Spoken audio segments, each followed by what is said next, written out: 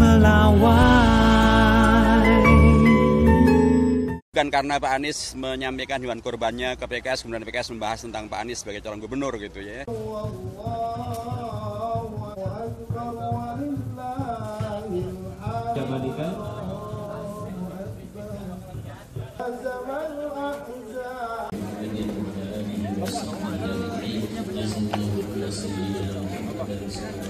Pak Anies Rashid Baswedan sudah terbiasa dengan PKS dan setiap tahun juga beliau memberikan hewan kurbannya, diantaranya untuk disembelih di PKS. Tentu juga beliau memberikannya di tempat-tempat yang lain.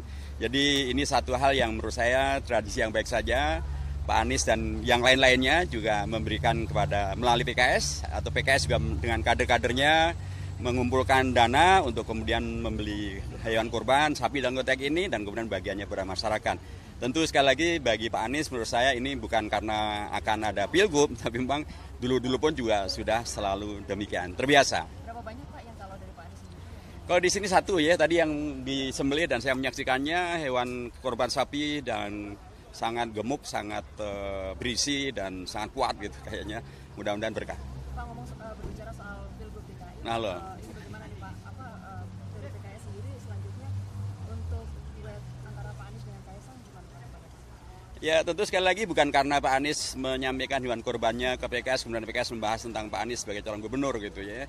Karena sekali lagi beliau sudah terbiasa memberikan hal ini melalui PKS dan melalui yang lainnya. Dan bagi PKS kebersamaan ini memang selayaknya terus bisa kita lanjutkan, yang baik terus kita lanjutkan begitu ya. Adapun tentang pencalonan gubernur Pak Anies, sampai hari ini PKS masih membahasnya pada tingkat calon gubernur untuk eksternalnya, dan adapun untuk calon wakil gubernur kami masih membahas di internalnya, internal kader PKS untuk dicalonkan.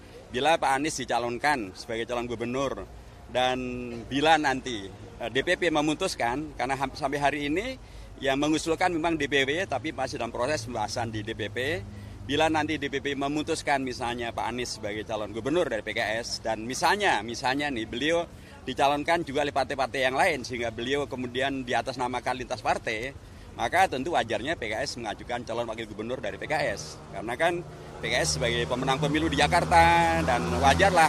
Dan PKS punya kader-kader yang banyak kok untuk calon wakil gubernur. Untuk gubernur saja PKS juga punya banyak calon ya. Tetapi kalau misalnya nanti koalisi partai-partai menghendaki untuk Anies dicalonkan dan DPP menyetujui, tentu PKS akan mengusulkan calon wakil gubernurnya dari PKS.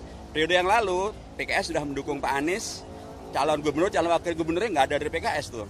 Maksudnya sekarang nggak ada lagi. Dan sekali lagi kader-kader PKS sangat banyak yang sangat mampu untuk mendampingi calon gubernur yang nanti akan kita sepakati bersama.